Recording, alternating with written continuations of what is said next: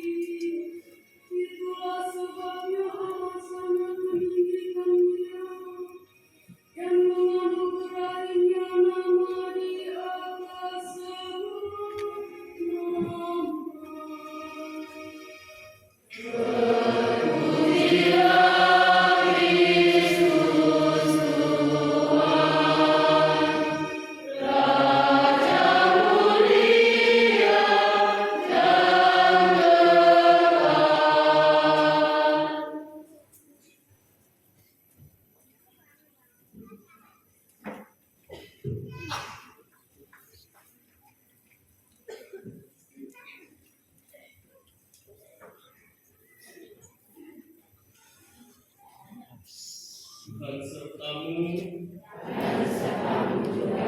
Inilah Injil Tuhan kita Yesus Kristus menurut Matius.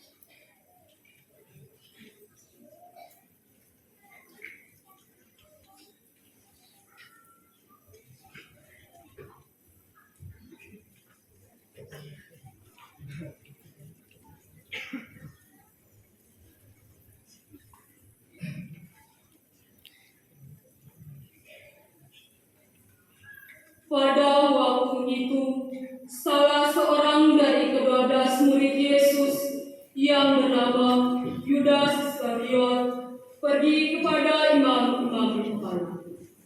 Ia berkata kepada mereka, "Apa yang hendak kamu berikan kepadaku, supaya aku menyerahkan dia kepada kamu?" Mereka membayar 30 uang perak kepadanya. Dan mulai saat itu, ia mencari kesempatan yang baik untuk menyerahkan Yesus.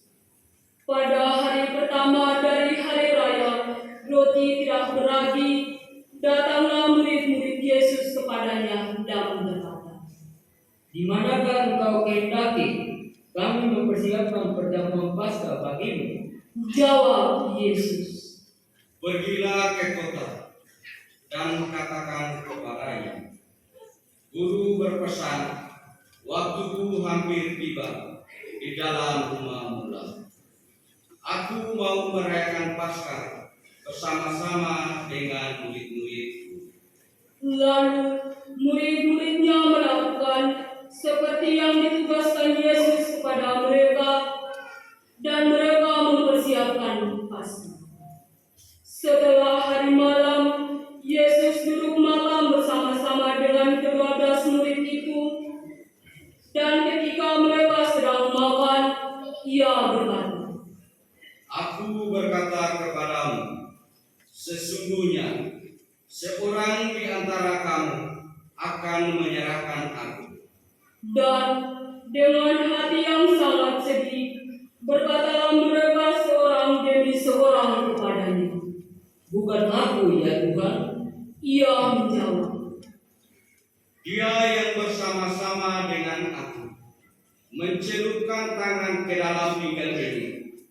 Dialah yang akan menyerahkan aku, anak manusia. Memang akan pergi sesuai dengan yang ada tertulis tentang dia. Akan tetapi celakalah orang yang olehnya anak manusia itu diserahkan adalah lebih baik bagi orang itu sekiranya ia tidak dilahirkan.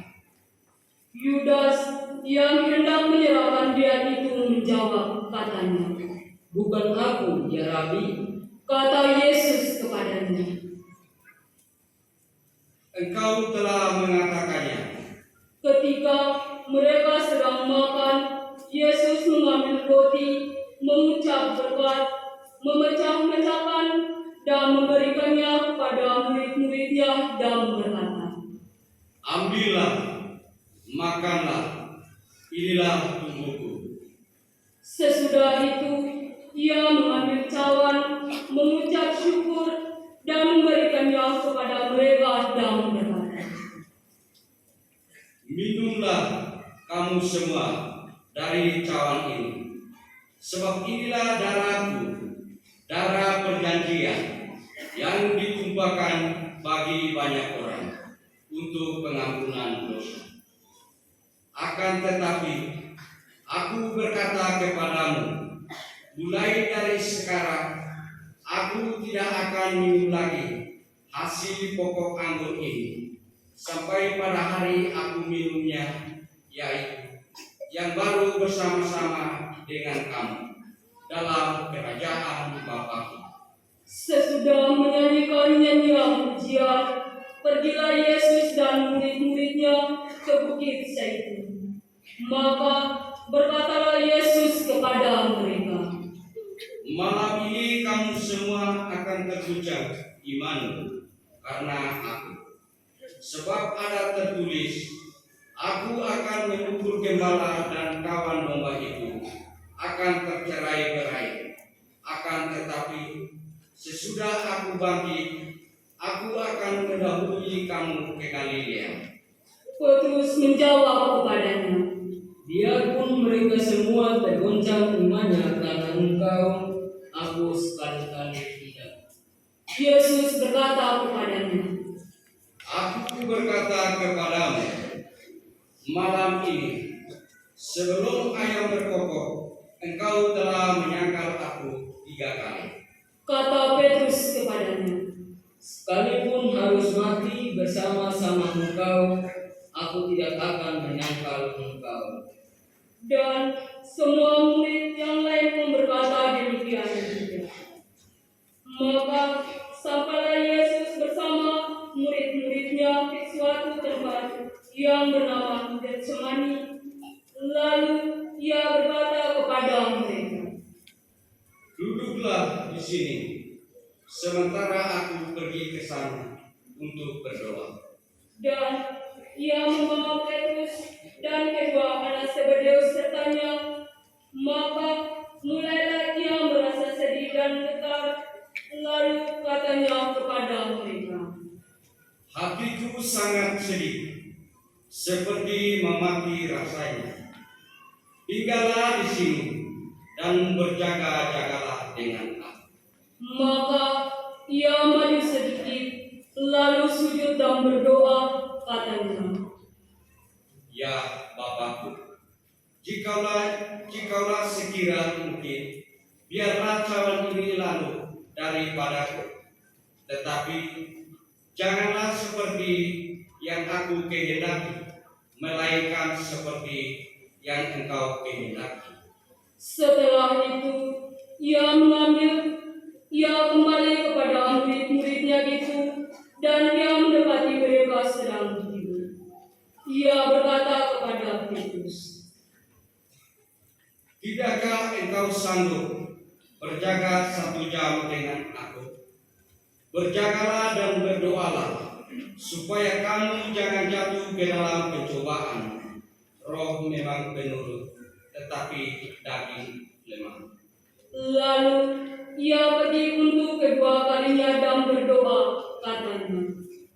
Ya Bapakku, jikalau cawan ini tidak mungkin lalu, kecuali aku minumnya, maka jadilah kehendakmu. Dan ketika ia kembali pulang, ia mendapati mereka sedang tidur, sebab mata mereka sudah berat. Ia membiarkan mereka di situ lalu pergi dan berdoa untuk ketiga kalinya dan mengucapkan doa yang itu juga.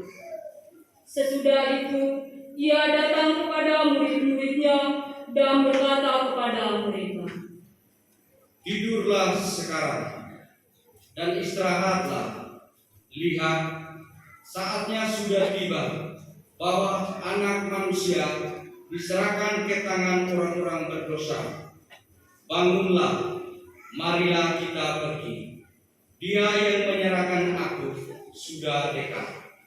waktu Yesus masih berbicara, datanglah Yudas, salah seorang dari 12 murid, dan bersama-sama dengan dia serombongan besar, orang yang membawa pedang dan pentung, disuruh oleh imam-imam kepala dan tua-tua bangsa Yahudi. Orang yang menyerahkan dia telah memberitakan tanda ini kepada mereka, katanya. Orang yang akan kucium, itulah dia. Tangkaplah dia. Dan segera dia maju mendapatkan Yesus sedang berkata, Salam Rabi. lalu ia mencium Yesus. Tetapi Yesus berkata kepadanya, Hai sahabat, untuk itukah engkau datang? maka majulah orang-orang itu, mereka memegang dan menangkap Yesus. Tetapi salah seorang dari mereka yang menyertai Yesus menghunus pedangnya dan meletakkannya kepada seorang hamba imam besar sehingga putus telinganya. Maka kata Yesus kepadanya, Masukkan pedang itu kembali ke dalam sarungnya.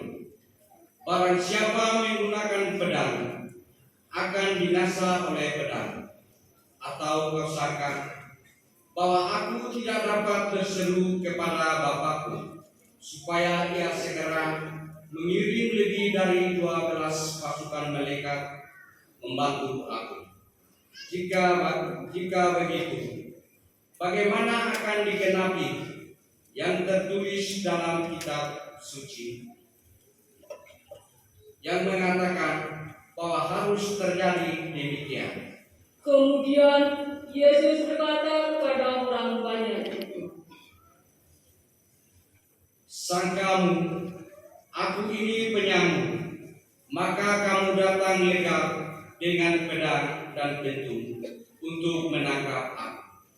Padahal tiap-tiap hari aku duduk mengajar di dalam bait Allah dan kamu tidak menangkap aku. Akan tetapi semua ini terjadi supaya digenapi apa yang tertulis dalam kitab nabi-nabi. Lalu semua murid meninggalkan dia dan melarikan diri. Sesudah mereka menangkap Yesus, mereka membawanya menghadap Kayafas, imam besar. Di sana telah berkumpul ahli-ahli Taurat dan ukhuwah. Adapun Petrus mengikuti dari jauh sampai ke halaman imam besar, dan setelah masuk ke dalam,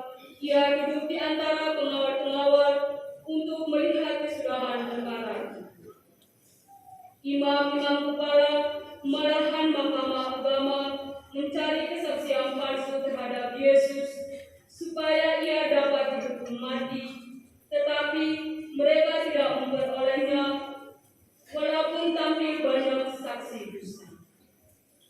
Tetapi akhirnya tampillah dua orang yang berkata, Orang ini berkata, aku dapat merubuhkan bait Allah dan membangunnya kembali dalam 3 hari.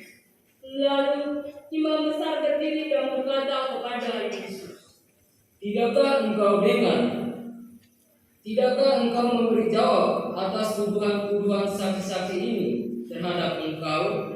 tetapi Yesus tetap diam. Lalu kata imam besar itu kepadanya, Demi Allah yang hidup, katakanlah kepada kami, apakah engkau Mesias, anak Allah atau tidak? jawab Yesus, Engkau telah mengatakannya.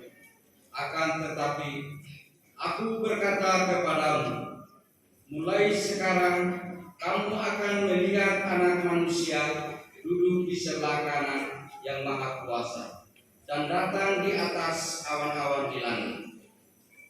Maka imam besar itu mengoyakkan pakaiannya dan berkata, Ia menghujat Allah. Untuk apa kita perlu saksi lagi? Sekarang telah kamu dengar hujatnya. Bagaimana pendapat kamu? mereka menjawab dan berkata, Ia harus dihukum mati. lalu mereka meludahi mukanya dan meninjaunya.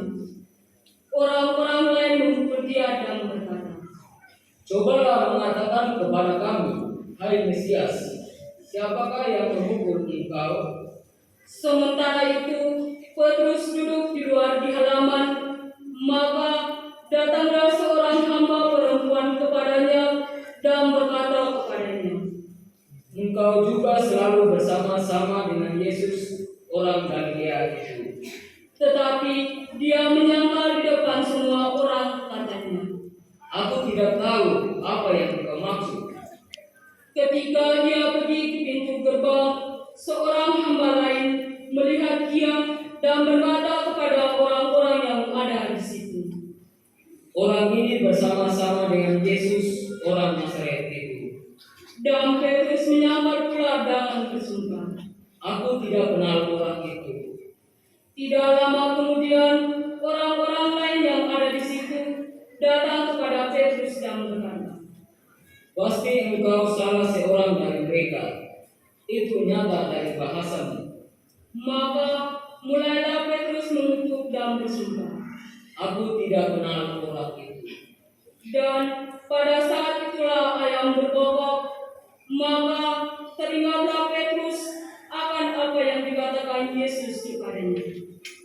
Sebelum ayam berkokok, engkau telah menyangkal aku 3 kali. Lalu ia pergi keluar dan menangis dengan sedihnya. Ketika hari mulai siang, semua imam kepala dan tua-tua bangsa Yahudi berkumpul dan mengambil keputusan untuk membunuh Yesus. Ketika mereka membelenggunya, lalu membawa dan menyerahkannya kepada Pilatus wali Yahudi. Pada waktu Yudas yang menyerahkan dia melihat bahwa Yesus telah dijatuhi hukuman mati, ia pun menyesal. Lalu ia mengembalikan uang yang 30 perak itu kepada imam-imam kepala dan tua-tua dan berkata, Aku telah berdosa karena menyerahkan darah orang yang tak bersalah. tetapi mereka menjawab, Apa urusan kami dengan itu? Itu urusanmu sendiri. maka ia pun melemparkan uang perak itu ke dalam bait suci, lalu pergi dari situ dan menggantung diri.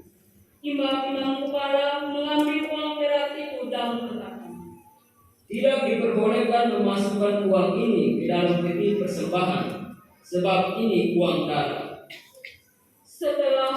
Setelah berundi, mereka membeli dengan uang itu tanah yang disebut tanah tukang periuk untuk dijadikan tempat penguburan orang asing. Itulah sebabnya tanah itu sampai pada hari ini disebut tanah darah. Dengan demikian, genaplah firman yang disampaikan oleh Nabi Yeremia. Mereka menerima 30 uang perak, yaitu harga yang ditetapkan untuk seorang menurut penilaian yang berlaku di antara orang Israel. Dan mereka memberikan uang itu untuk tanah tukang periuk, seperti yang dipesankan Tuhan kepadaku. Lalu Yesus dihadapkan kepada wali negeri, dan wali negeri berkata kepadanya, Engkaukah raja orang Yahudi? jawab Yesus. Engkau sendiri mengatakannya. Tetapi atas tuduhan yang diajukan imam-imam kepala dan tua-tua kepada dia, Yesus tidak memberi jawab apapun. Maka kata Pilatus kepadanya, Tidakkah engkau dengar betapa banyaknya tuduhan saksi-saksi ini terhadap engkau? tetapi Yesus tidak menjawab satu kata pun, sehingga wali negeri itu sangat heran. Telah menjadi kebiasaan wali negeri untuk membebaskan satu orang hukuman pada tiap-tiap hari raya atas pilihan ulang. Dan pada waktu itu ada dalam penjara seorang yang terkenal kejahatannya yang bernama Barabas. Karena mereka sudah berkumpul di sana, Pilatus berkata kepada mereka, Siapa yang kamu kehendaki kubebaskan bagimu, Barabas atau Yesus yang disebut Kristus? ia memang mengetahui bahwa mereka telah menyerahkan Yesus karena diri. Karena Pilatus sedang duduk di kursi pengadilan, istrinya mengirim pesan kepadanya. Jangan engkau mencampuri perkara orang benar itu, sebab karena dia aku sangat menderita dalam mimpi tadi malam. Tetapi oleh asuhan imam-imam kepala dan tua-tua orang banyak bertekad untuk meminta supaya Barabas dibebaskan dan Yesus dihukum. Wali negeri menjawab dan berkata kepada mereka, Siapa di antara kedua orang itu yang kamu kehendaki kubebaskan bagimu? kata mereka. Barabas. Kata Pilatus kepada mereka, Jika begitu, apakah yang harus diperbuat dengan Yesus yang disebut Kristus? mereka semua berseru. Ia harus disalibkan. Pilatus bertanya, Tetapi kejahatan apakah yang sudah dilakukannya? namun mereka makin keras berteriak. Ia harus disalibkan. Ketika Pilatus melihat bahwa segala usaha akan sia-sia, malah sudah mulai timbul kekacauan, ia mengambil air dan membasuh tangannya di hadapan orang banyak yang berkata, Aku tidak bersalah terhadap darah orang ini. Itu urusan kamu sendiri. dan seluruh rakyat itu menjawab, Biarlah darahnya ditanggung atas kami dan anak-anak kami. lalu ia membebaskan Barabas bagi mereka, tetapi Yesus disesannya, lalu diserahkannya untuk disalibkan. Kemudian serdadu-serdadu wali negeri membawa Yesus ke gedung pengadilan, lalu memanggil seluruh pasukan berkumpul di sekeliling Yesus. Mereka menanggalkan pakaiannya dan mengenakan jubah ungu kepadanya. Mereka menanam sebuah mahkota duri dan menaruhnya di atas kepalanya, lalu memberikan dia sebatang bulu di tangan kanannya. Kemudian mereka berlutut di hadapan dan mengolok-olok dia. Salam hai Raja orang Yahudi. Mereka meludahinya dan mengambil bulu itu dan memukulnya ke kepalanya. Sesudah mengolok-olokkan dia, mereka menanggalkan jubah itu daripadanya dan mengenakan pula pakaiannya kepadanya. Kemudian mereka membawa dia keluar untuk disalibkan. Ketika berjalan keluar kota, mereka berjumpa dengan seorang dari Kirene yang bernama Simon. Orang itu mereka paksa untuk memikul salib Yesus. Maka sampailah mereka di suatu tempat yang bernama Golgota, artinya tempat tengkorak. Lalu mereka memberi dia minum anggur bercampur empedu. Setelah ia mengecapnya, ia tidak mau minumnya. Sesudah menyalibkan dia, mereka membagi pakaiannya dengan membuang itu. Lalu mereka duduk di situ menjaga dia. Dan di atas kepalanya terpasang tulisan yang menyebut alasan mengapa ia disalibkan. Inilah Yesus, Raja orang Yahudi. Bersama dengan dia disalibkan dua orang penyamun, seorang sebelah kanan dan seorang sebelah kiri. Orang-orang yang lewat di sana menghujat dia dan sambil menggelengkan kepala mereka berkata, Hai engkau yang mau merobohkan bait suci dan mau membangunnya kembali dalam 3 hari, selamatkanlah dirimu. Jikalau engkau anak Allah, turunlah dari salib itu. demikian juga imam-imam kepala bersama-sama ahli Taurat dan tua-tua mengolok-olokkan dia dan berkata, Orang lain dia selamatkan, tetapi dirinya sendiri tidak dapat dia selamatkan. Ia Raja Israel, baiklah ia turun dari salib itu, dan kami akan percaya kepadanya.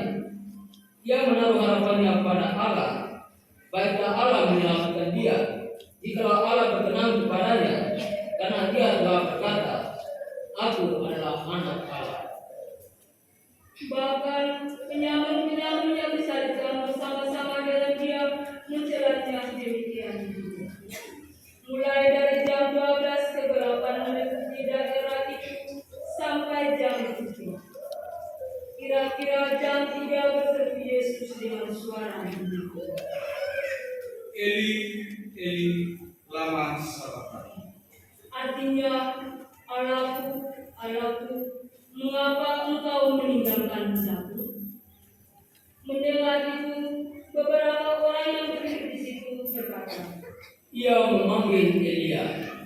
dan segeralah datang seorang dari mereka. Ia mengambil bunga kara, mencelupkannya ke dalam anggur asam, lalu mencucukkannya pada sebatang bulu dan memberi Yesus minum. Tapi orang-orang lain berkata, Jangan, baiklah kita lihat, apakah Elia datang untuk menyelamatkan dia? tetapi Yesus berseru dengan suara nyaring, lalu menyerahkan nyawanya. Semua umat berlutut dan hening sejenak untuk menghormati penebus Yesus.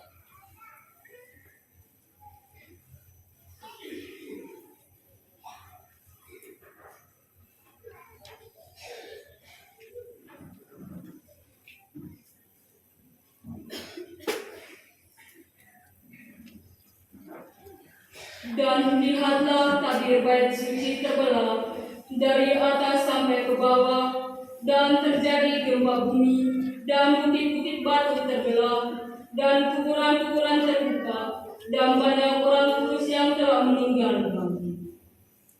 Dan sesudah kebangkitan Yesus, mereka pun keluar dari kubur, lalu masuk ke kota kudus, dan menampakkan diri kepada banyak orang.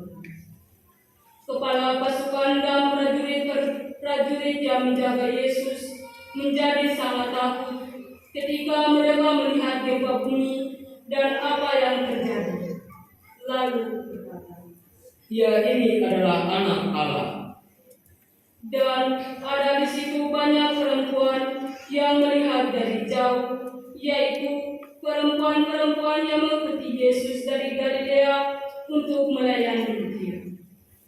Di antara mereka terdapat Maria Magdalena dan Maria ibu Yakobus dan Yosef dan Menjelang malam, datanglah seorang kaya, orang Arimatea yang bernama Yosef, dan yang telah menjadi murid Yesus juga. Ia pergi menghadap Pilatus dan meminta mayat Yesus. Pilatus memerintahkan supaya menyerahkannya kepadanya.